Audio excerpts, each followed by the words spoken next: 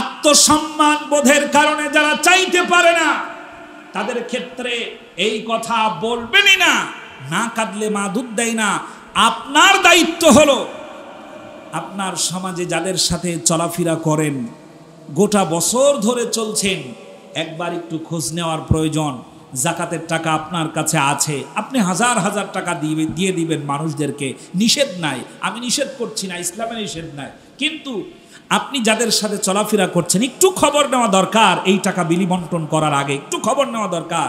ভাই কি অবস্থায় আছো, এখন কি অবস্থায় চলছো, খোঁজ খবর নেওয়ার পরে তার কথার ভিতরে, তার কণ্ঠস্বরের ভিতরে, তার চেহারার ভিতরে এমন ছাপ যদি আপনার কাছে মনে হয় লোকটা মনে হয় বিপদগ্রস্ত হয়ে আছে, দেন না 10,000 টাকা রাতের বেলায়, দোস্ত ভাই বন্ধু একসাথে চলাফেরা করেছি, আমার পক্ষ থেকে কিছু টাকা তোমাকে দিয়ে গেলাম, একটু ঈদের খরচ চালায়। আমাদের দেশে ফিতরা আদায়ের ব্যাপারে এক সা আধা সা একটা প্রচলিত, বহুল প্রচলিত শব্দ, এটার সাথে আমরা পরিচিত যে এক সা পরিমাণ খেজুর অথবা আধা সা গম জব এইটা দিয়ে ফিতরা আদায় করতে হবে। তবে সমস্ত কথার শেষ লাইন হলো এই, যেইটা দিলে পরে গরিব লোকেরা বেশি উপকৃত হবে ওইটার মাধ্যমে ফিতরা আদায় করা শ্রেয়। সম্মানিত হাজিরিন, পবিত্র মাহে রমজান মাস শেষের দিকে চলে এসেছে। হয়তো আরেকটি জুমা আমরা পাবো ইনশাআল্লাহ। জুমাতুল বিদার আগের জুমা। আল্লাহ সুবহানাহু ওয়া তাআলার পবিত্র কালামে হাকিম থেকেই যথারীতি আলোচনা শুরু করতে চাই। তার আগে একটি বিষয় আপনাদেরকে সাথে নিয়ে বলতে চাই, যেটা অনলাইনের মাধ্যমে আপনারা ইতিপূর্বে দেখে ফেলেছেন। ফিলিস্তিনের উপরে আবার হামলা শুরু করেছে। যুদ্ধবিরতি চুক্তি ছিল, চুক্তি ভঙ্গ করলো তারা। এর জন্য বিশ্বের দরবারে ইতিমধ্যেই তাদেরকে অপরাধী সাব্যস্ত করা হয়েছে। আমার কেন জানি মনে হচ্ছে হুদায়বিয়ার সন্ধির কথা। হুদায়বিয়ার সন্ধি চুক্তি করা হয়েছিল, এই সন্ধিটা ভেঙে ফেলেছিল কাফেরেরা। মুসলিমদের নির্দেশনা ছিল যাই হোক বা না হোক, সন্ধি চুক্তি যেন কোনোভাবেই ত্রুটিপূর্ণ না হয়, এটা যেন ভেঙে ফেলা না হয়। কিন্তু আল্লাহ রাব্বুল আলামিন সবচাইতে বড় কৌশলকারী। হুদায়বিয়ার সন্ধি কাফেরেরা ভাঙার পরে মুসলিমদের বিজয় সুনিশ্চিত হয়ে যায়। পৃথিবীর সব রাষ্ট্রগুলোই এই যুদ্ধের বিরতি চেয়েছে। প্রত্যেকের কথার সম্মান জানিয়ে যুদ্ধবিরতি বলবৎ ছিল। রমজানে আবার তারা সেই চুক্তি ভঙ্গ করেছে, যার কারণে বিশ্বের দরবারে তারা অপরাধী সাব্যস্ত হতে শুরু করেছে। আমার কাছে মনে হচ্ছে হয়তো আল্লাহ তাআলা যদি কবুল করেন, এই চুক্তি ভঙ্গের কারণে ইসরায়েল নিশ্চিহ্ন হবে, ফিলিস্তিন মুক্তি পাবে ইনশাআল্লাহ। ফিলিস্তিনের জনগণ মুক্তি পাক, এটার জন্য আমাদের করণীয় প্রথমত দোয়া, দ্বিতীয় করণীয় হচ্ছে তাদের জন্য সাহায্য পাঠানো। সেহরি খেতে শুরু করেছে, এমন সময় বোমা নিক্ষেপ করেছে। ইফতার করবে, ইফতারি নিয়ে বসে আছে, এমন সময় বোমা নিক্ষেপ করেছে। বাচ্চাগুলো এবং রোজাদার বান্দাগুলোর দেহ ছিন্ন ভিন্ন হয়ে পড়েছে। এক বোন আহত ভাইয়ের লাশ কাঁধে নিয়ে ঘুরতেছে ঘন্টার পর ঘন্টা। ছোট মানুষ কি করবে বুঝে উঠতে পারছে না। করুণ এক অবস্থার সৃষ্টি করেছে ইসরায়েল। তবে আল্লাহর কাছে প্রার্থনা করছি বিশ্ব নেতৃবৃন্দের যেন শুভোদয় হয়, তাদের যেন ফিলিস্তিনের প্রতি সৎকরণা করে এবং তারা যেন ইসরায়েলকে প্রকৃতই দোষী সাব্যস্ত করে এবং বিচারের আওতায় যেন সে দেশের সরকারকে আনা হয়। এটাই আমাদের চিন্তা, আমাদের দাবি। আল্লাহ পাক যেন ফিলিস্তিনবাসীকে মুক্ত করেন এবং ফিলিস্তিনকে আল্লাহ তাআলা যেন বিজয় দান করেন। সম্মানিত ভাইরা, তদানীন্তন সময়ের জমার খুতবা দেওয়া হতো অস্ত্র হাতে, তরবারি হাতে। এখন অস্ত্র আর তরবারির কথা বললে বলা হয় জঙ্গি। কিন্তু বিশ্বাস করেন, যখন মুসলমানদের এক হাতে ছিল তরবারি আর এক হাতে ছিল কোরআনুল কারীমের বাণী, ততদিন পর্যন্ত মুসলমানেরা ছিল পৃথিবীর শাসক। যখন মুসলমানেরা তরবারি আর কোরআনের বাণী ছেড়ে দিয়ে তসবিহের মাধ্যমে জান্নাত তালাশ করতে শুরু করেছে, তখন থেকেই মুসলিমেরা ইহুদি নাসারাদের দাসে পরিণত হতে শুরু করেছে। তখন থেকেই এ জাতির ভাগ্যে ভাঙন সৃষ্টি হয়েছে। মুসলিম তো দাস হওয়ার জাতি নয়, মুসলিম হলো গোটা বিশ্বকে শাসন করার জাতি। আল্লাহ তাআলা মুসলিমদের সঠিকটা বোঝার তৌফিক দান করেন, আমিন। সম্মানিত ভাইরা, দ্বিতীয় কথা হচ্ছে এই বাংলাদেশেও যে সকল নারী নির্যাতন, শিশু নির্যাতন, শিশু অপহরণ এবং তাদের পরিবার পরিজনদের কাছ থেকে টাকা দাবি করায়, টাকা দিতে দেরি করায় শিশুকে হত্যা করা, জবাই করা, এই নৃশংস ঘটনা বাংলাদেশে ঘটতেছে। আমার কাছে যেন মনে হয় বাংলাদেশের নেতৃবৃন্দকে অথবা প্রশাসন সম্মিলিতভাবে এদেশে পাহারা দেওয়া দরকার। যারা এই কাজগুলো করছে তাদেরকে ধরে 90 দিনের সময় বেঁধে দিয়ে নয়, ফাইসালা অন দ্য স্পট। যেখানেই সমস্যা, দোষী সাব্যস্ত হলে তার ফাইসালা ওই জায়গায় করা উচিত। ধর্ষক ধরা পড়েছে, প্রমাণিত হয়েছে, তার তদন্ত কমিটি গঠনের কোনো প্রয়োজন নাই। যদি দোষী সাব্যস্ত হয় আর তা প্রমাণিত হয়, ফাইসালাটা স্পটেই করা প্রয়োজন। যদি করা হতো তাহলে পরে এই অপহরণ, এই নির্যাতন, শিশু নির্যাতন, অবাক হতে হয়। ছোট্ট বাচ্চা হোটেলে কাজ করছে, কাজের ভুল হয়েছে বলে থাপ্পড় দিয়েছে, জোর করে ধরে কড়াইয়ের ফুটন্ত তরকারির ভিতরে তাকে চোবাই দিয়েছে।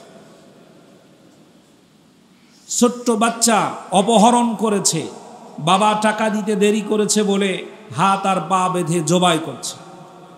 কোথায় বসবাস করছি আমরা? এই দেশ স্বাধীনতার পর থেকে পর্যন্ত এখনো দেশ স্বাধীন হয়েছে বলে মনেই হয় না।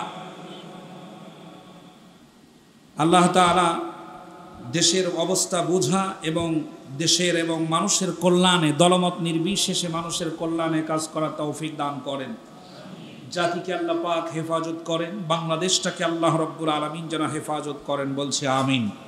সম্মানিত ভাইরা, তৃতীয় নাম্বার হলো এই আজ পবিত্র জুমার দিন, পবিত্র মাহে রমজানুল মোবারকের শেষ লগ্ন, একেবারে শেষ প্রান্তে আমরা চলে এসেছি। রমজানুল মোবারকের দুপুর গড়িয়ে বিকেল হতে শুরু করেছে। অতি দ্রুতই রমজান বিদায় হয়ে যাবে আমাদের থেকে। আল্লাহ রব্বুল আলামিন পক্ষ থেকে কিছু করণীয়, রসুল সাল্লাল্লাহু আলাইহি ওয়াসাল্লামের পক্ষ থেকে কিছু করণীয় আমাদের বলা হয়েছে, সেটা থেকেই আমরা কিছু রসদ গ্রহণ করার চেষ্টা করব ইনশাআল্লাহ। আল্লাহ তাআলা যেন আমাকে বলার তৌফিক দান করেন। রব্বি জিদনি ইলমা সুবহানাকা লা ইলমা লানা ইল্লা মা আল্লামতানা। আমরা যারা শুনছি আমাদেরকে হৃদয়ঙ্গম করার তৌফিক দান করেন, বলছি আমিন। আল্লাহ রব্বুল আলামিন বলেন, ইয়া আইয়ুহাল্লাযীনা আমানু লা তুলহিকুম আমওয়ালুকুম ওয়ালা আওলাদুকুম আন যিকরিল্লাহ। হে ঈমানদারেরা, যারা ঈমান এনেছো, স্মরণ রেখো, খেয়াল রেখো, মাথায় রেখে কথা, তোমাদের সন্তান আর তোমাদের সম্পদ যেন আল্লাহর স্মরণ থেকে তোমাদেরকে গাফেল করে না দেয়। সম্পদ এবং সন্তান, এই দুইটা বিষয় এই আয়াতের ভিতরে তুলে ধরা হয়েছে। তোমাদের সম্পদ এবং তোমাদের সন্তান যেন আল্লাহর স্মরণ থেকে তোমাদেরকে গাফেল করে না দেয়। যদি সম্পদ আর সন্তান আল্লাহর স্মরণ থেকে তোমাদেরকে গাফেল করে দেয়, ওমা ইয়াফআল যালিকা ফাউলাইকা হুমুল খাসিরুন, এমন ক্ষতিগ্রস্ত হয়ে যাবে তোমরা যেখান থেকে উদ্ধার করার মতো কোনো ত্রাণকর্তাকে খুঁজে পাওয়া যাবে না। মানুষকে আল্লাহ থেকে দূরে সরানোর, পরকাল ভুলে যাওয়া, আল্লাহ পাকের স্মরণ ভুলে যাওয়া দুইটা উপকরণ এখানে উল্লেখ করা হয়েছে। একটা হলো সন্তান আর একটা হলো সম্পদ। সন্তান এর কারণে মানুষ আল্লাহ ভুলে যায় এবং সম্পদের কারণে মানুষ আল্লাহ ভুলে যায়। সম্পদ অর্জন করার নেশা যখন মানুষের মাথায় চেপে বসে, হালাল এবং হারাম, গরিব দুঃখীর এবং শ্রমিক শ্রেণীর মানুষ কত কষ্ট করছে কোনো কিছুই উপলব্ধি করতে পারে না। নেশাগ্রস্ত, সম্পদের নেশাগ্রস্ত মানুষগুলো, যার কারণে গরিবের হক নষ্ট করা, গরিবের হক মেরে দেওয়া এবং অধীনস্থ কর্মচারীদের অর্থ আত্মসাৎ করা, এই প্রবণতা তুঙ্গে চলে যায় সম্পদ অন্বেষণের নেশাগ্রস্ত ব্যক্তিগুলো। এবং এটার কারণে তাদের এমন ক্ষতি হবে যেই ক্ষতি পোষানোর মতো আর কোনো উপকরণ তার কাছে থাকবে না। এজন্য আল্লাহ সাবধান করেছেন, তোমরা আল্লাহ এবং আল্লাহকে ভুলে যেও না সম্পদ এবং সন্তানের কারণে। আল্লাহ রাব্বুল আলামিন বলেন, আল্লাহকে ভুলে যেও না সম্পদের কারণে, সন্তানের কারণে। আল্লাহ রাব্বুল আলামিনের স্মরণ থেকে তোমরা ভুলে যেও না। আল্লাহ রাব্বুল আলামিন বলেন, ওয়া আনফিকু মিম্মা রাযাকনাকুম মিন ক্বাবলি আন ইয়াতিয়া আহাদাকুমুল মাউত। আমি তোমাদেরকে যে রিজিক দিয়েছি তা থেকে তোমরা আল্লাহর পথে ব্যয় করতে থাকো, খরচ করো। তোমাদের মৃত্যু আসার আগ মুহূর্ত পর্যন্ত তোমরা তোমাদের সম্পদ থেকে আল্লাহ রাস্তায় ব্যয় করতে থাকো, অন্যথায় অনুতাপ করবে, অনুশোচনায় ভুগবে। ফায়াকুলু রব্বি লাউলা আখরতানি ইলা আজালিন করিব। সম্পদ আছে, দান করতে পারোনি, এটার জন্য তোমাদেরকে অনুশোচিত হতে হবে, তোমরা পরিতাপ করবে আর আল্লাহর কাছে বলতে থাকবে, হে রব, আমাদেরকে আর কিছু সময় দেন, যেই সময় পেলে আমরা দান করতে পারতাম, আমরা মানুষকে সাহায্য করতে পারতাম, অভাবীদের দোরগোড়ায় পৌঁছে যেতে পারতাম ত্রাণ নিয়ে। আমাদেরকে আর কিছু সময় যদি দেওয়া হতো, ফাসাদদাকু ওয়া আকুম মিনাস সলিহিন, এবং যারা নেককার তাদের কাতারে আমরাও শামিল হতে পারতাম। আল্লাহ রাব্বুল আলামিন বলেন, ওয়া আনফিকু ফি সাবিলিল্লাহি ওয়া লা তুলকু বিআইদিকুম ইলা তাহলুকাতি ওয়া আহসিনু ইন্নাল্লাহা ইউহিব্বুল মুহসিনিন। আল্লাহ রাব্বুল আলামিন বলেন, ব্যয় করো, খরচ করো আল্লাহর পথে, নিজের হাতে নিজেকে ধ্বংসের মুখে ঠেলে দিও না। উত্তমভাবে তোমরা নেক কাজের সহযোগিতা করো তোমাদের সম্পদ ব্যয়ের মাধ্যমে। ইন্নাল্লাহা ইউহিব্বুল মুহসিনিন, যারা আল্লাহ রাব্বুল আলামিনের পথে ব্যয় করে, আল্লাহর পথে যারা খরচ করে, আল্লাহ রাব্বুল আলামিন তাদেরকে ভালোবাসেন। সুবহানাল্লাহ। আল্লাহ রাব্বুল আলামিন তাদেরকে মহব্বত করেন, ভালোবাসেন। আল্লাহ রাব্বুল আলামিন আবার বলেন, কুল লিইবাদিয়াল্লাযীনা আমানু ইউকিমুস সালাতা ওয়া ইউনফিকু মিম্মা রাযাকনাহুম سرا وعلانية من قبل أن يأتي يوم لا بيع فيه ولا خلال ওগো নবী আমার ঈমানদার বান্দাদেরকে বলে দাও তারা যেন নামাজ প্রতিষ্ঠা করে নামাজ কায়েম করে এবং আমি তাদেরকে যে রিজিক দিয়েছি তা থেকে তারা যেন ব্যয় করে আল্লাহর রাস্তায় ব্যয় করে গোপনে অথবা প্রকাশ্যে সেই দিন আসার আগেই যেই দিন কোনো বেচা কেনার সুযোগ থাকবে না কোনো বন্ধুত্ব কাজে লাগবে না বর্তমান পৃথিবীতে মানুষ বিপদে পড়লে বন্ধুত্ব কাজে লাগায় এক দেশ বিপদে পড়লে অন্য দেশ বন্ধু হিসেবে হাত বাড়িয়ে দেয় একজন বিপদে পড়লে অন্যজন বন্ধু হিসেবে হাত বাড়িয়ে দেয় এই বন্ধুত্ব পৃথিবীতে কাজে লাগলেও মৃত্যুর পরে কোনো বন্ধুত্ব কাজে লাগবে না সকল বন্ধু ভুলে যাবে প্রতিবেশী ভুলে যাবে এমনকি নিজের মা বাবা ভাই আত্মীয় স্বজন নেতা নেত্রী যারা আছে প্রত্যেকেই ভুলে যাবে অন্য মানুষের কথা চিন্তা করবে শুধুমাত্র নিজের চিন্তা এজন্য আল্লাহ রাব্বুল আলামিন বলেন তোমরা ব্যয় করতে থাকো الذين ينفقون أموالهم في سبيل الله ثم لا يتبعون ما أنفقوا منا ولا أذى لهم أجرهم عند ربهم ولا خوف عليهم ولا هم يحزنون আল্লাহু আকবার আল্লাহ পাক বলেন যারা আল্লাহর পথে খরচ করছে যারা খরচ করে আল্লাহর পথে ব্যয় করে যারা দান করার পরে মানুষকে কষ্ট দেয় না খোটা দেয় না দানও করে আবার খোটাও দেয় ইফতারি করাচ্ছে সে ব্যক্তি আবার বলছেও তোমাদের খাওয়াচ্ছি না লুঙ্গি উপহার হিসাবে দিচ্ছে আবার খোটা দিচ্ছে আমি না দিলে তো তোর ইজ্জত থাকতো না অর্থ দিয়ে সাহায্য করছে আবার খোটাও দিচ্ছে আল্লাহ রাব্বুল আলামিন বলছেন যে ব্যক্তি খোটা দেয় দান করে তার দানের সকল সওয়াব বিনষ্ট হয়ে যায় যখনই খোটা দেয় তখনই তার সকল সওয়াব বিনষ্ট হয়ে যায় আল্লাহ রাব্বুল আলামিন বলেন আল্লাযীনা ইউনফিকুনা আমওয়ালাহুম ফী সাবিলিল্লাহ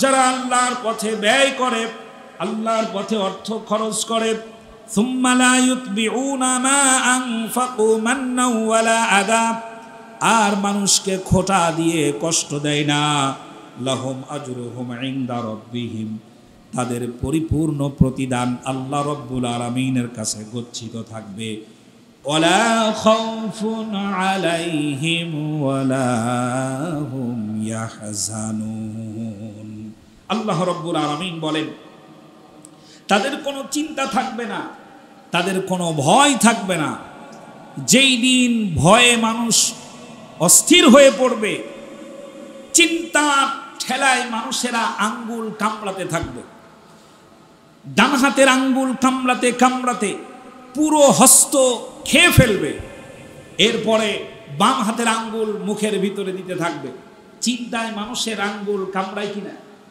অফিসের বস হিসাব যদি না মেলে তাহলে বাইতুল মাল সম্পাদক যে থাকে অর্থ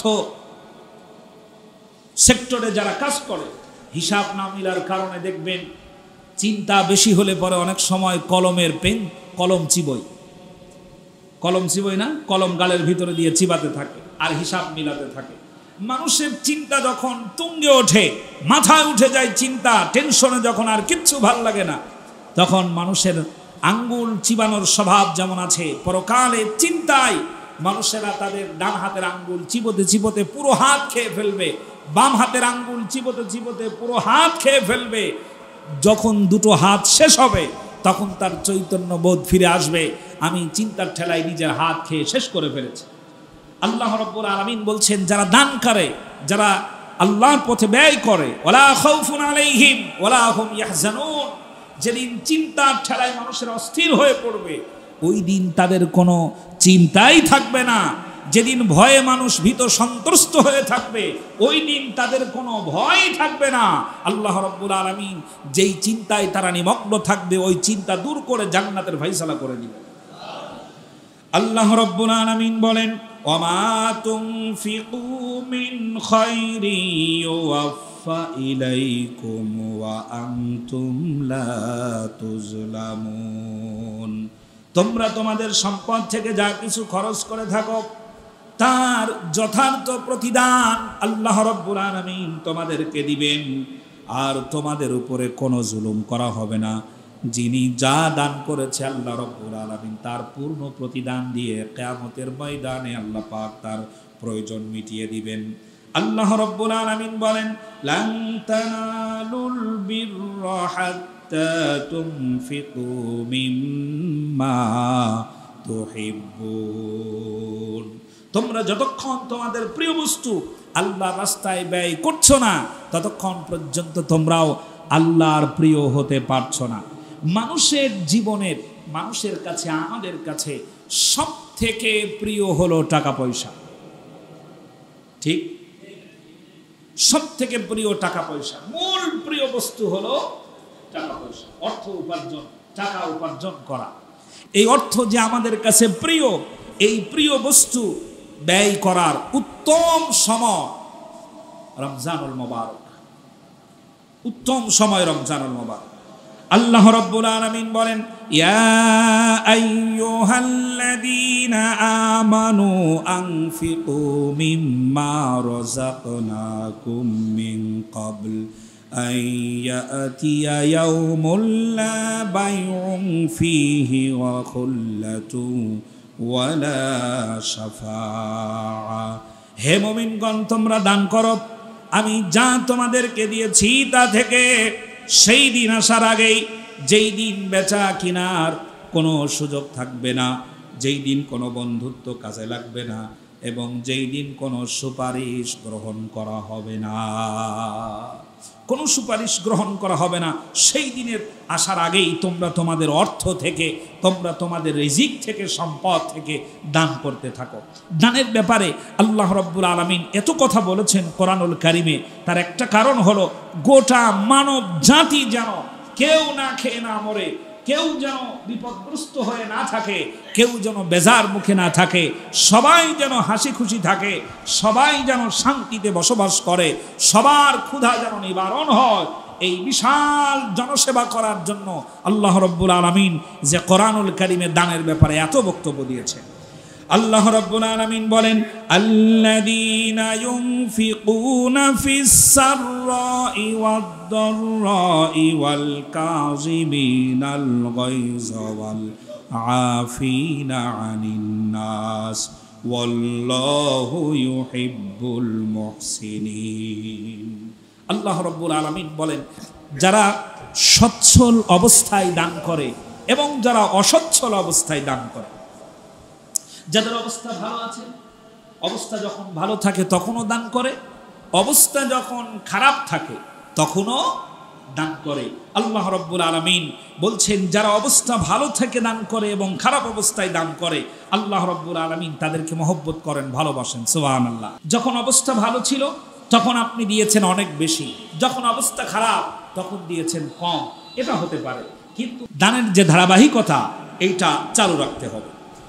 আল্লাহ রাব্বুল আলামিন বলেন, ওয়ালা ইউনফিকুনা নাফকাতান সাগীরাতান ওয়ালা কাবীরাতান ওয়ালা ইয়াকতাউনা ওয়াদিয়ান লিল্লাযী ইল্লা কুতিবা লাহুম লিয়াজজিয়াহুমুল্লাহু আহসানা মা কানু ইয়ামালুন। আর তারা অল্প দান করুক অথবা বেশি দান করুক, সমস্ত দানই তাদের নামে আলাদা আলাদা ভাবে রেকর্ড করা হবে এবং কিয়ামতের ময়দান তার পূর্ণ প্রাপ্য আল্লাহ রাব্বুল আলামিন তাদেরকে বুঝিয়ে দিবেন। সুবহানাল্লাহ।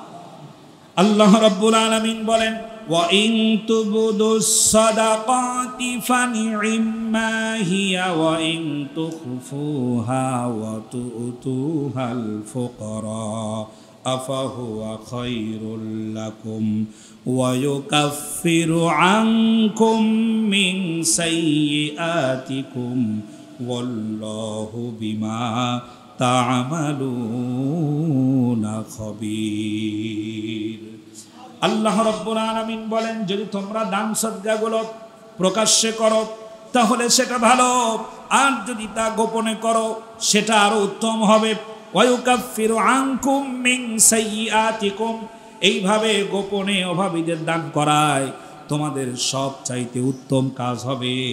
আল্লাহ রাব্বুল আলামিন বলেন, পৃথিবীর ভিতরে, জমিনে, সমাজে, তোমাদের আশেপাশে এমন অনেক মানুষ আছে যেই মানুষগুলো আত্মসম্মান বোধের কারণে অন্যের কাছে সাধারণভাবে হাত পেতে চাইতে পারে না, হাত পেতে চাইতে পারে না। এমন ফকির, এমন অসহায়, এমন গরিব, এমন মিসকিন, এমন দুস্থ মানুষ সমাজে আছে না নাই? আছে। এমন সংখ্যা আছে অনেক, যারা আত্মসম্মান বোধের কারণে মানুষের কাছে হাত পেতে চাইতে পারে না। আগে ছিল সম্পদশালী, এখন তার সম্পদ নাই। আগে জমি জায়গা ছিল, এখন তার নাই। আগে সম্পদ, বাড়ি গাড়ি সবই ছিল, কিন্তু ভাগ্যের চক্করে নিজের কর্মদোষে ক্ষতিগ্রস্ত হয়ে পড়েছে, ঋণগ্রস্ত হয়ে পড়েছে, এমন অভাবের মধ্যে পড়ে আছে যে তার বাজার করার অবস্থাও নাই। তারপরেও মানুষের কাছে চাইতে পারছে না। পাশে তার ভাই আছে, অনেক ধনাঢ্য ব্যক্তি, বলতে পারছে না, ভাই আমাকে 10-20 হাজার টাকা দিয়েন, আমি ঈদের প্রয়োজনটা মেটাতে পারি। এ কথা সে বলতে পারছে না, সম্মানের কারণে বলতে পারছে না। আল্লাহ রাব্বুল আলামিন বলেন, তাদের চেহারার দিকে তাকাও, তারিফুহুম বিসীমাহুম লা ইয়াসআলুনান নাসা ইলহাফা। ওই মানুষের চেহারার দিকে তাকাও, দেখতে পাবে তাদের মুখের উপরে অভাবের ছাপ আছে, ঋণগ্রস্ত হয়ে পড়ার টেনশনের ছাপ তুমি তোমার ওই ভাইয়ের চেহারার ভিতরে দেখতে পাবে। রাতের অন্ধকারে অথবা একাকিনী দলবদ্ধভাবে যে কোনো অবস্থায় তার বাড়িতে যদি সাহায্য পৌঁছায় দিতে পারো, এটাই হবে তোমাদের সব চাইতে উত্তম দান। আর মনে রেখো, জান্নাতে যাওয়ার জন্য এই দানগুলোই তোমার সব চাইতে কার্যকর ভূমিকা পালন করবে। সুবহানাল্লাহ, সুবহানাল্লাহ। আমরা দান করাকে ছোট মনে করি। যিনি দান নেন, যাকে যাকাত দিচ্ছেন তাকে আপনি ছোট মনে করছেন, যাকে ফিতরা দিবেন তাকে আপনি ছোট মনে করছেন, যাকে আপনি সাহায্য করছেন তাকে আপনি ছোট মনে করছেন না। আপনার দান গ্রহণ করার ব্যক্তি ছিল বলেই আপনি এই সম্মানটুকু পাচ্ছেন। যাকাত গ্রহণ করার মানুষ যদি না থাকে, তাহলে আপনি এই সম্মান অর্জন করবেন কিভাবে? বাংলাদেশে দান গ্রহণ করার মানুষ কেউ না থাকে দেশে, তাহলে পরে দায়িত্ব এসে পড়বে আপনার দানগুলো একত্রিত করে, ফিতরা, যাকাত, দান, সাদকা যা আছে সব এক জায়গায় জমা করে রাষ্ট্রীয়ভাবে অন্য কোনো গরিব দেশে তা পাঠিয়ে দেওয়া। প্রিয় ভাই সব, আমাদের দেশে গরিব লোকের অভাব আছে? আমাদের দেশে এখনো এমন আছে, কোরবানির দিনে গোশত পাই নাই বলে নবীনগর স্ট্যান্ডে গিয়ে কোরবানির গোশত কিনে খায়। এ মানুষ আছে না নাই? আছে। অথচ আমার দেখা এখানে অনেক মানুষ আছেন যারা কোরবানি দেন, দিতে দিতে সব গোশত বিলিয়ে দিয়েছেন, তারপরেও অন্য একজন মানুষ ওই নবীনগরে গিয়ে গোশত কিনে আনছে। তার কারণ কি? কারণ হলো এই বন্টন হয় নাই ঠিকঠাক মতো, বন্টন ঠিকঠাক মতো হয় নাই। যারা চাচ্ছে, প্রত্যেক বাড়িতে বাড়িতে যারা চাচ্ছে, গোশতের পাহাড় জমাচ্ছে। এই গোশতগুলো নিয়ে গিয়ে আমি নিজে দেখেছি, এই আপনার মিরপুর 1 নম্বরে মাজারের সামনে এক বিশাল গোশতের দোকান। সন্ধ্যার সময় আমি গিয়েছিলাম ওইদিকে, আমাদের মনির ভাইয়ের মোটরসাইকেল নিয়ে গেছিলাম এই দিক দিয়ে, যাইতে গিয়ে দেখি বিশাল এক বাজার। আমি ওখানে দাঁড়ালাম, দাঁড়ানোর পরে দেখি শুধু গোশত আর গোশত। এক ভাইকে জিজ্ঞেস করলাম, ভাই এখানে মহিষ না গরু জবাই হয়েছে। তো তখন বলছে না এটা কোরবানির গোশত, অনেকে বিভিন্ন জায়গা থেকে চেয়ে আনছে, এখানে এসে বিক্রি করছে। আবার সেখান থেকে দেখেন বিক্রি করার কোরবানির গোশত ক্রয় বিক্রয় সম্পূর্ণরূপে হারাম। মনে থাকবে কথা, কোরবানির গোশত ক্রয় বিক্রয় সম্পূর্ণরূপে হারাম। এবং যারা আপনারা গোশত দিচ্ছেন, দিতে দিতে সমস্ত গরু, টোটাল গরু আপনি ব্যয় করে ফেলছেন, তারপরেও অভাবী মানুষ, প্রকৃত অভাবী যিনি, তিনি পান নাই। তিনি তার সন্তানকে কি বলে বুঝ দেবে? বিকেলবেলা টাকা হাতে করে গোপনে চলে গেছে বাজারে, সেখানে গিয়ে দেখে কিছু জায়গায় গোশত বিক্রি হচ্ছে। আত্মসম্মান বোধে দূরে দাঁড়িয়ে অন্য একজনের হাতে ব্যাগ দিয়ে তাকে দিয়ে গোশত কিনে এনে সেইটা বাড়িতে রান্না করে খাচ্ছে। এমন মানুষ এই সমাজে আছে নাকি নাই? যদি থাকে তাহলে এই দান, এই সাদকা, এই ফিতরা, এই সাহায্য সেই মানুষগুলোকে যাচাই করা অত্যন্ত প্রয়োজন, যারা সম্মানের খাতিরে চাইতে পারছে না, আত্মসম্মান বোধের কারণে হাত পেতে বলতে পারছে না আমাকে যাকাতের কিছু টাকা দিয়েন। কিন্তু আল্লাহ পাক বলছেন, জাহেল যারা, মূর্খ যারা, অজ্ঞান যারা, তারা এই না চাওয়া বিষয়টাকে মনে করে, যারা চায় না তারা ধনী। একটা ডায়লগ আছে, না কাঁদলে মা দুধ দেয় না, ডায়লগ আছে না একটা? এই আয়াত দিয়ে এই ডায়লগটাকে ভেঙ্গে চুরমার করে দেওয়া হলো। আত্মসম্মান বোধের কারণে যারা চাইতে পারে না, তাদের ক্ষেত্রে এই কথা বলবেনই না, না কাঁদলে মা দুধ দেয় না। আপনার দায়িত্ব হলো, আপনার সমাজে যাদের সাথে চলাফেরা করেন, গোটা বছর ধরে চলছেন, একবার একটু খোঁজ নেওয়ার প্রয়োজন। যাকাতের টাকা আপনার কাছে আছে, আপনি হাজার হাজার টাকা দিয়ে দিবেন মানুষদেরকে, নিষেধ নাই, আমি নিষেধ করছি না, ইসলামে নিষেধ নাই। কিন্তু আপনি যাদের সাথে চলাফেরা করছেন, একটু খবর নেওয়া দরকার। এই টাকা বিলি বন্টন করার আগে একটু খবর নেওয়া দরকার।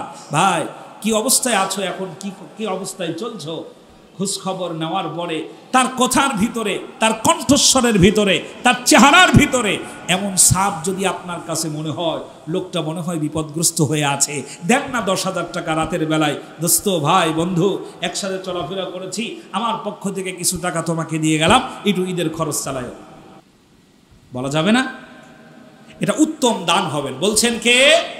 আল্লাহ সুবহানাহু ওয়া তাআলা। প্রিয় বন্ধুগণ, এই দানের বিষয়ে আল্লাহ রসুল সাল্লাল্লাহু আলাইহি ওয়াসাল্লাম বলেন, আদম সন্তান যখন দান করে, ওই আদম সন্তানকে আল্লাহ রাব্বুল আলামিন তখন আল্লাহ পাকও তাকে দান করে।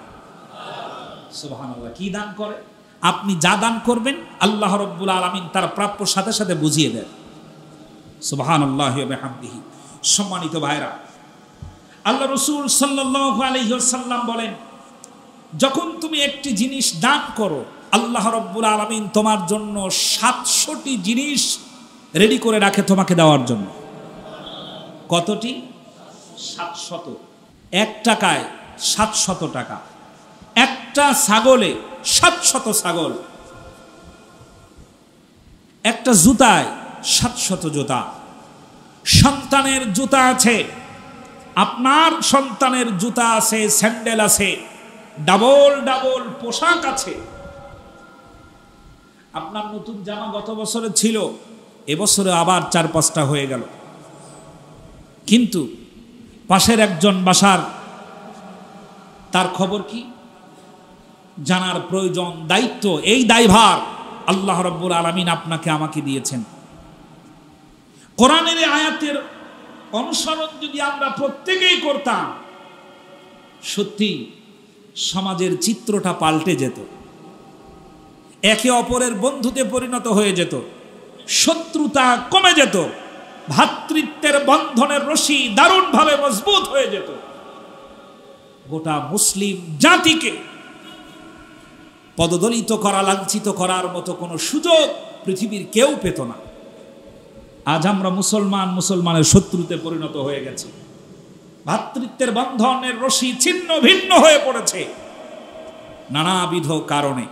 প্রিয় বন্ধুগণ, স্বার্থপরতা, হিংসা, এসবগুলো আমাদেরকে গ্রাস করে ফেলেছে। সুতরাং দানের ব্যাপারে আল্লাহ রাব্বুল আলামিন বলছেন, তুমি যদি একটা দান করো, আল্লাহ রাসূল সাল্লাল্লাহু আলাইহি ওয়াসাল্লাম বলছেন তোমাকে 700টি দেওয়ার জন্য আল্লাহ রাব্বুল আলামিন প্রস্তুত করে রাখেন। সুবহানাল্লাহ। আরেকটি হাদিস আল্লাহ রাব্বুল আলামিনের নবী বলেন, যখন কোনো মানুষ নির্দিষ্ট সময়ে দান করে, যেমন ধরেন উদাহরণ দেওয়া যেতে পারে, প্রত্যেক জুমার দিনে মানুষ কিছু কিছু দান করে, বিশেষ করে যারা সাহায্য চায় তাদেরকে, এবং মসজিদগুলো, মাদ্রাসাগুলো, এতিমখানা, অভাবগ্রস্ত মানুষ, দোকানদার, অনেক দোকানদার আছে সপ্তাহের মধ্যে ভিক্ষা দেয় না, কিন্তু একটা নিয়ম চালু করেছে, জুমার দিন যদি হয় সকাল থেকে নিয়ে সন্ধ্যা পর্যন্ত যারা আসবে তাদের জন্য খুচরা কিছু টাকা আগেই সামনে রাখে না অনেক দোকানদারেরা, রেখে দেয়, একটা নিয়াত করে ফেলে। যারা নির্দিষ্ট সময়ে নির্দিষ্ট পরিমাণ দান করে তাদের ব্যাপারে আল্লাহ রাসূল সাল্লাল্লাহু আলাইহি ওয়াসাল্লাম বলেন, যখন কোনো মানুষ তার নির্ধারিত দিন আসে দান করে, আবার নির্ধারিত দিন আসা পর্যন্ত একজন মা তার সন্তানের খাবার যেমন প্লেটে সাজায়া অপেক্ষা করে, আল্লাহ রাব্বুল আলামিন ওই দানকারী বান্দার জন্য বিশাল বড় বরকত আর রহমতের প্লেট সাজায়া অপেক্ষা করেন।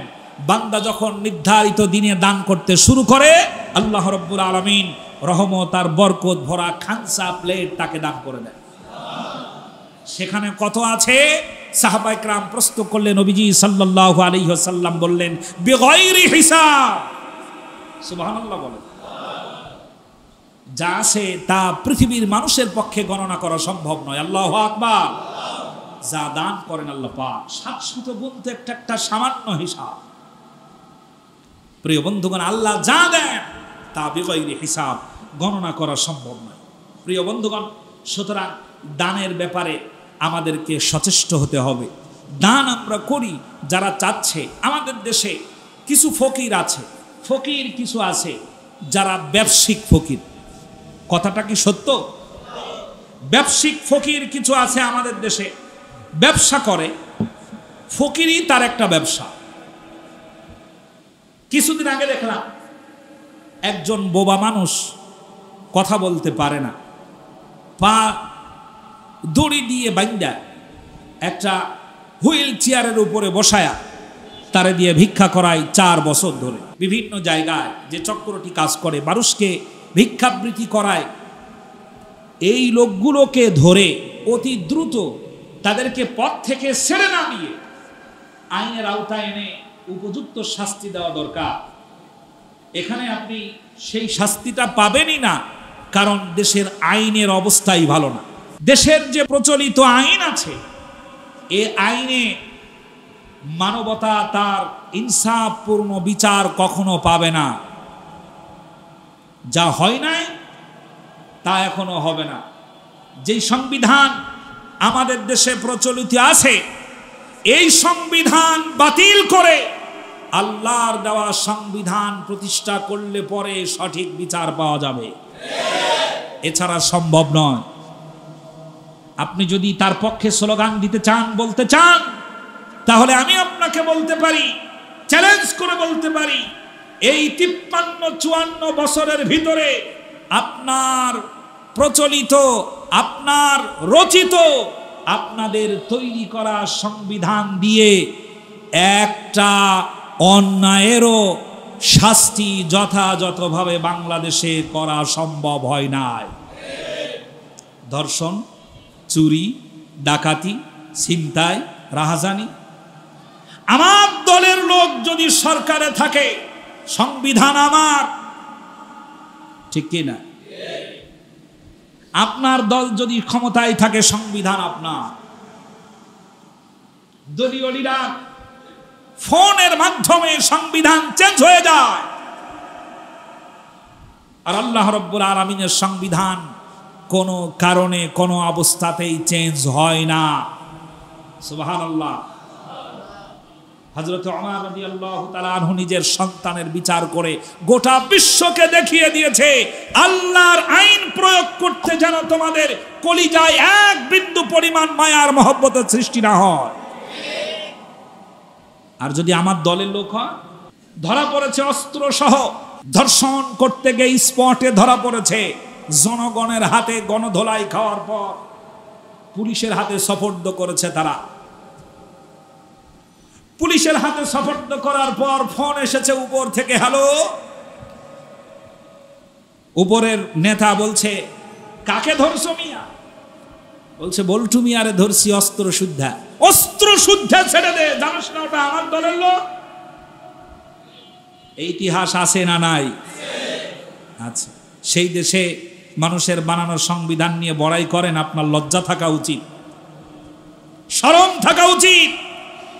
মানুষের বানানোর সংবিধানে কখনো কোনো কিছুই যথাযথভাবে আদায় করা সম্ভব নয়। দেখেন না, ফিলিস্তিন কাঁদছে, জর্জরিত, রক্তে রঞ্জিত, আর মানুষের তৈরি করা সংবিধানের উপরে দাঁড়িয়ে ফিলিস্তিনের, ইসরায়েলের পক্ষ নেওয়ার মতো দেশ এখনো এই পৃথিবীতে আছে।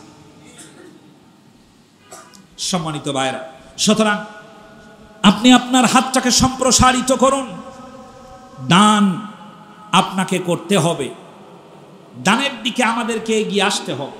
ভিক্ষাবৃত্তিটাকে আল্লাহ পাকের কাছে দুইটা জিনিস সবচাইতে ঘৃণিত হালাল। কয়টা? দুইটা জিনিস সবচাইতে ঘৃণিত হালাল। ঠিকই শুনেছেন, সবচাইতে ঘৃণিত হালাল। কাজটা হালাল কিন্তু সবচাইতে ঘৃণিত। এক নাম্বার হলো তালাক। এক নম্বরে কি? তালাক। তালাক দেওয়া জায়েজ, তবে আল্লাহ এটাকে সবচাইতে ঘৃণা করেন। কিন্তু প্রয়োজন যদি হয়, তালাক আপনি দেওয়ার অনুমতি আছে শরীয়তে, কিন্তু আল্লাহ এটাকে পছন্দ করেন না। তার মানে হলো এই, এমন কিছু করো না নারী পুরুষ উভয় যেন তালাক পর্যন্ত পৌঁছায়। দুই নম্বর হলো ভিক্ষাবৃত্তি, মানুষের কাছে চাওয়া, এটা আল্লাহর কাছে সবচাইতে ঘৃণিত হালাল।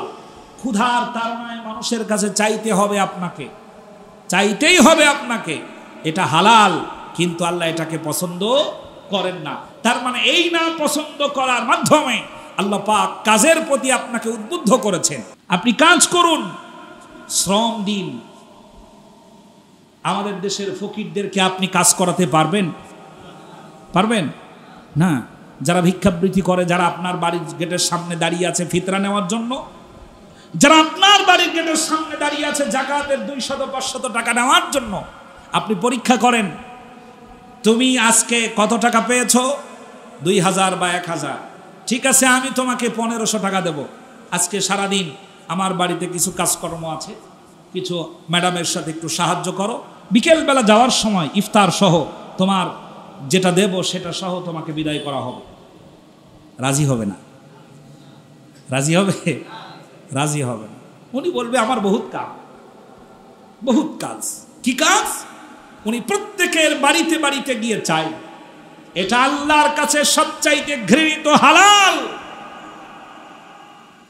আমার কাছে যেন মনে হয় এইটাকে বেছে বেছে বন্ধ করে দেওয়া উচিত, যার কারণে প্রকৃত অভাবীদের কাছে সাহায্য নিয়ে যেতে পারে না, ব্যাঘাত ঘটে। সম্মানিত ভাইরা, সুতরাং আপনি আপনার দান তাদেরকে খুঁজে বের করে দিন যারা লজ্জার কারণে মানুষের কাছে হাত পেতে চাইতে পারছে না। এতিম বাচ্চা আছে এবং বাবা নাই, মারা গেছে, অথবা বাবা আছে জেলে, যে কোনো কারণেই হোক, অপরাধী হোক অথবা অপরাধী না হোক, বাবা আছে জেলখানায় আসামি হয়ে আছে, তার বাড়িতে ছোট্ট সন্তান আছে। ঈদের দিন এই ছোট্ট বাচ্চার মুখে হাসি ফোটানোর জন্য আপনার পক্ষ থেকে একটা উপঢৌকন, একটা উপহার সামগ্রীর প্যাকেট তৈরি করে তার বাড়িতে পৌঁছে যান। ছোট্ট বাচ্চাটি আপনার উপহার পাওয়ার পরে যে হাসিটা দেবে, ওই হাসির দাম দুনিয়ার চাইতেও বেশি। সুবহানাল্লাহ। সম্মানিত ভাইরা, সম্রাট শাহজাহান যে তাজমহল বানিয়েছিল, সেই তাজমহল এমন সময় বানিয়েছিল যেই সময় 1 টাকায় চাউল পাওয়া যেত 8 মণ। 20 বছর সময় লেগেছিল, 20 কোটি টাকা খরচ করেছিল সেই সময়। 20 বছর সময়ের 20 লক্ষ মিস্ত্রি যে লম্বা সময় ধরে কাজ করেছিল, ওই তাজমহলের দাম আল্লাহর কাছে কতটুকু বলেন? ওই তাজমহলের দাম আল্লাহর কাছে কোনো দাম আছে? তাজমহলের কোনো মূল্যই না।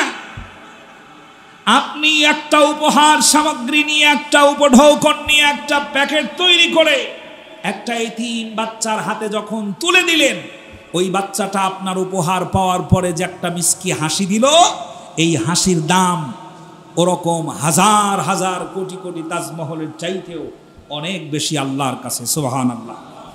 দেন না আপনি আপনার উপহার সামগ্রী তাদের হাতে উঠায়া, এতিম বাচ্চাদের হাতে উঠায়া, যারা ঈদের দিনে ভালো পোশাক পরতে পারবে না, যাদের দেখার কেউ নাই, মাথায় হাত বোলায় দেন। এতিমের মাথায় যখন আপনি হাত বোলান, আপনার বিগয়রি হিসাবের বাহিরে গিয়ে আল্লাহ পাক সওয়াব আপনার আমল নামায় লিখে দেন। সুবহানাল্লাহ। এই দানের বিষয়ে আল্লাহ রাব্বুল আলামিন উদ্বুদ্ধ করেছেন। দানের বিষয়ে আল্লাহ পাক যেমনি উদ্বুদ্ধ করেছেন, ভিক্ষাবৃত্তির ব্যাপারে আল্লাহ পাক তেমনি ভাবে আবার নিরুৎসাহিত করেছেন। ভিক্ষা করা যাবে না, কারণ দান যারা করে তারা তোমাদেরকে খুঁজে বের করে দান করবে, যাতে করে মানুষের সম্মান ঠিক থাকবে, আত্মসম্মান ঠিক রেখেই সে চলতে পারবে। প্রিয় বন্ধুগণ, দানের বিষয়ে বর্তমানে আমাদের রমজান মাস চলছে, এ সময়ে আমাদের সবচাইতে দুটো জিনিস আমরা বেশি করছি। এক হলো যাকাত, আর একটা হলো ফিতরা। যাকাত আর ফিতরা আমরা দিচ্ছি। সম্মানিত ভাইয়েরা, একটু লক্ষ্য করেন, ফিতরা এক কথায় সমস্ত তর্ক বিতর্কের অবসান এক কথায় ঘটানো যেতে পারে। সেটা হলো এই, আমার কাছে মনে হয় আমাদের দেশে ফিতরা আদায়ের ব্যাপারে এক সা আধা সা, সা একটা প্রচলিত, বহুল প্রচলিত শব্দ, এটার সাথে আমরা পরিচিত যে এক সা পরিমাণ খেজুর অথবা আধা সা গম, জব, এইটা দিয়ে ফিতরা আদায় করতে হবে। তবে সমস্ত কথার শেষ লাইন হলো এই, যেইটা দিলে পরে গরিব লোকেরা বেশি উপকৃত হবে, ওইটার মাধ্যমে ফিতরা আদায় করা শ্রেয়। এখন ফিলিস্তিনবাসীর জন্য, নির্যাতিত মানুষের জন্য, বোমার আঘাতে জর্জরিত হয়ে হাসপাতালে থাকা মানুষের জন্য খেজুরের দরকার নাই, তাদের জন্য গমের দরকার হয় না, তাদের জন্য ইফতার সামগ্রীর কোনো প্রয়োজন না, তাদের জন্য দরকার লক্ষ লক্ষ টাকার প্রয়োজন, ওষুধের প্রয়োজন। আপনি গমের লেজ ধরে বসে আছেন, আপনি খেজুরের চামড়া ধরে ঝুলছেন কেন? যেই জাতির মধ্যে যেই জিনিসের মাধ্যমে ফিতরা আদায় করলে জাতি উপকৃত হবে, ওই সময় ওইটার মাধ্যমে ফিতরা আদায় করা দরকার। সম্মানিত ভাইরা, ফিলিস্তিনবাসীর জন্য আপনাদের কাছে সাহায্যের আবেদন জানাচ্ছি। নির্ভরতার সাথে, বিশ্বাস পরায়ণতার সাথে ফিলিস্তিন পর্যন্ত ত্রাণ অর্থ পৌঁছে দেওয়ার জন্য বাংলাদেশে লাইন আছে, সেটার মাধ্যমে আমরা আমাদের অর্থগুলো সেখানে পাঠিয়ে দেব ইনশাআল্লাহ তাআলা। 24 ঘন্টার মাঝেই আমরা আমাদের অর্থগুলো সেখানে পৌঁছে যাবে। হাসপাতালে ঔষধের জন্য ব্যয় হবে, ছোট্ট বাচ্চার চিকিৎসার জন্য ব্যয় হবে, অপারেশনের জন্য ব্যয় হবে। এই সাহায্যর আবেদন আমি আপনাদের কাছে রাখছি। সম্মানিত ভাইরা, যে কোনো সময়ে, যে কোনো বিষয়ে, যে কোনো প্রান্ত থেকে আপনি আপনার দেওয়া অর্থের পূর্ণ হিসাব গ্রহণ করতে পারেন। আমি আপনাদেরকে সেই ভরসার সাথেই বলছি, যে কোনো সময়, যে কোনো প্রান্ত থেকে আপনি আমাদের কাছে দেওয়ার সেই অর্থের হিসাব গ্রহণ করতে পারেন যে হুজুর আমার এই অর্থটা কিভাবে পৌঁছালো। একটা সপ্তাহ আমাদেরকে সময় দেওয়া হয়েছে, 6 দিন।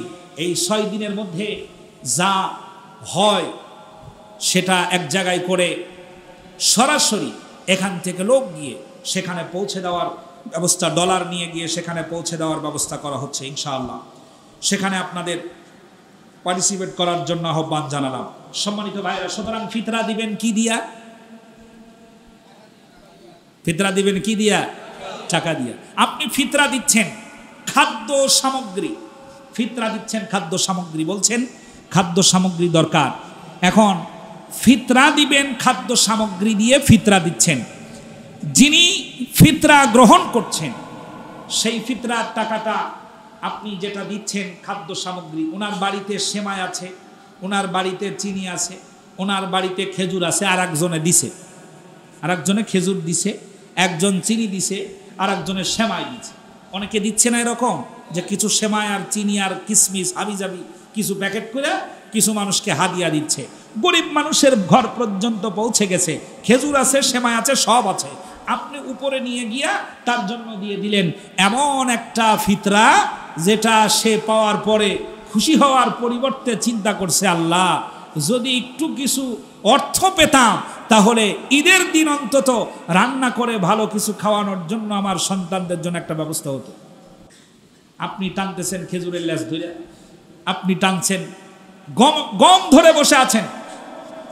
সমস্ত কথার সমাধান একটাই, যেই জাতির জন্য, যেই পরিবারের জন্য যেই জিনিসটা দিয়ে ফিতরা দিলে পরে তার সবচাইতে বেশি উপকার হবে, ওইটা দিয়েই ফিতরা আদায় করা শ্রেষ্ঠ। অন্যান্য বিষয়ের প্রতি নজর রাখার পরে আমার কাছে যেন মনে হয় আপনারা ফিতরা যদি আদায় করেন, যদি আটা খান তাহলে আটাটা কি আপনি যেটা খাবেন সেটা কি ভালো খাবেন নাকি নরমাল মিডিয়াম খাবেন? ভালোটাই খাবেন। এখন যেটা আপনি পছন্দ করেন না ওইটা অন্যের জন্য পছন্দ করা নিষেধ। কথাটা আল্লাহ কার? যেটা আপনি পছন্দ করেন না ওটা অন্যের জন্য পছন্দ করা নিষেধ। এখন আপনি খেজুর যদি কেনেন তাহলে কোনটা কিনবেন? ভালোটাই কিনবেন। আপনি দেওয়ার সময় চিন্তা করছেন মিডিয়ামটা দিয়ে দিলেই হবে। আপনি যখন লুঙ্গি কিনবেন তখন কোনটা কিনবেন?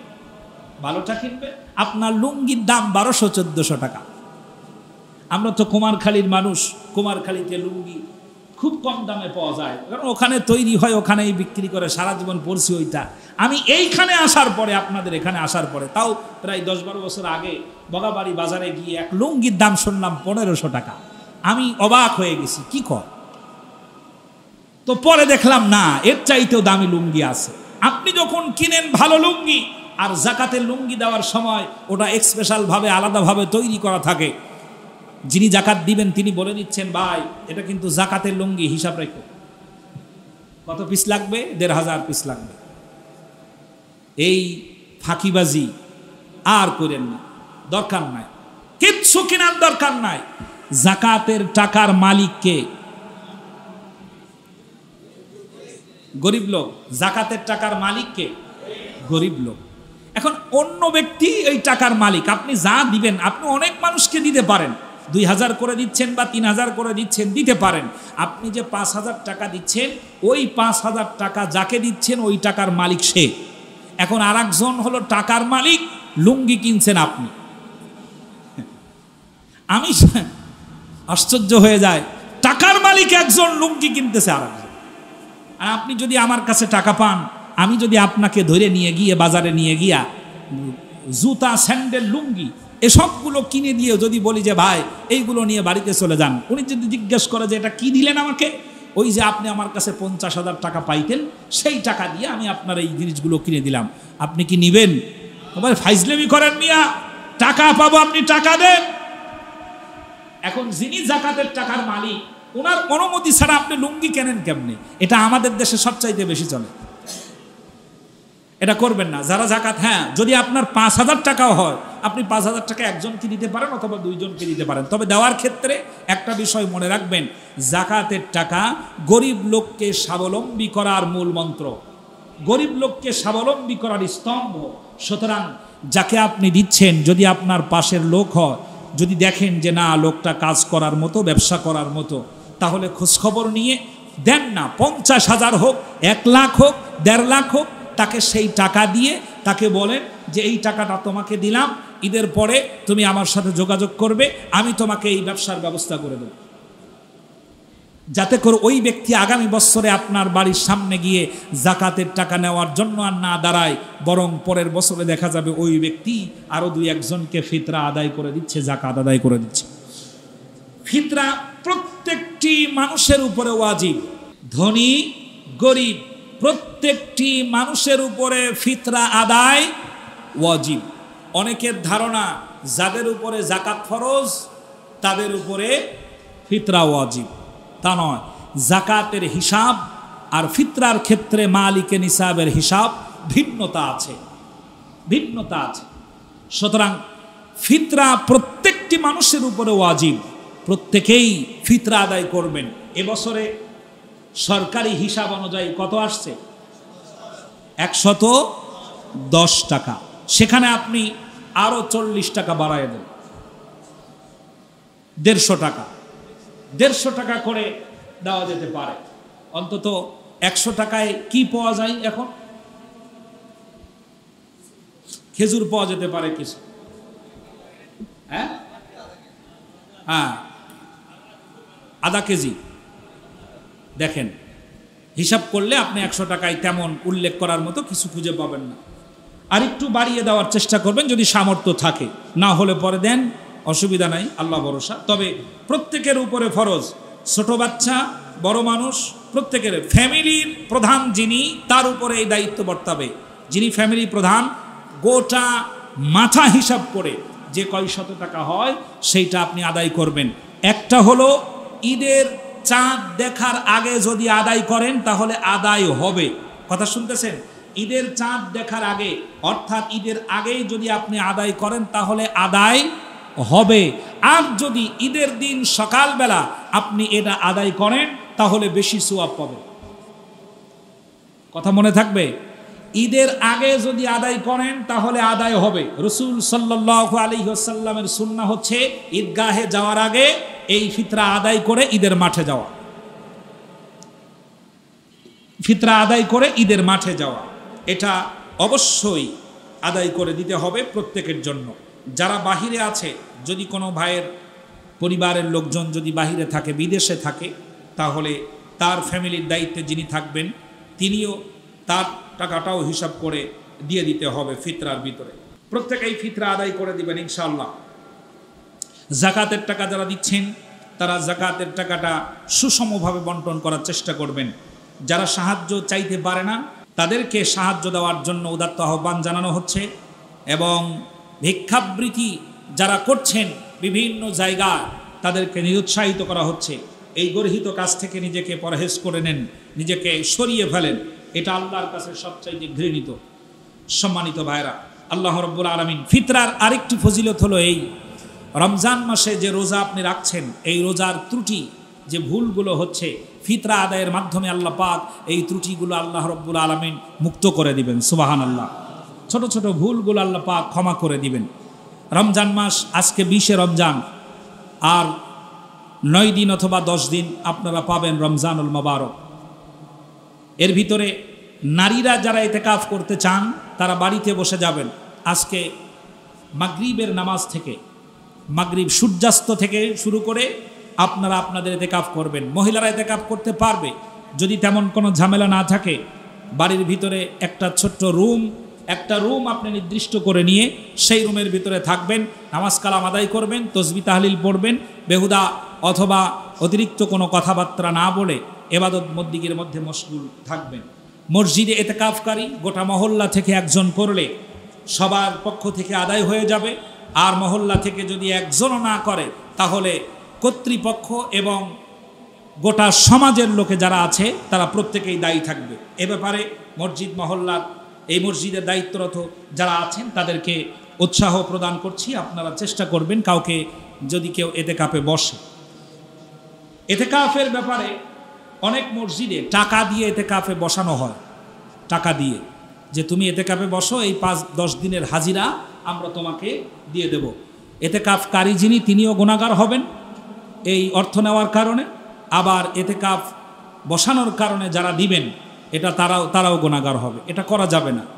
তবে হ্যাঁ, এতেকাফ করেছে একজন, তার সংসার আছে, এ ব্যাপারে একেবারে কোনো শর্তহীনভাবে যদি তারা কোনো কিছু উপহার সামগ্রী দেয় তাহলে হাদিয়া গ্রহণ করা তার জন্য সুন্নাত হবে।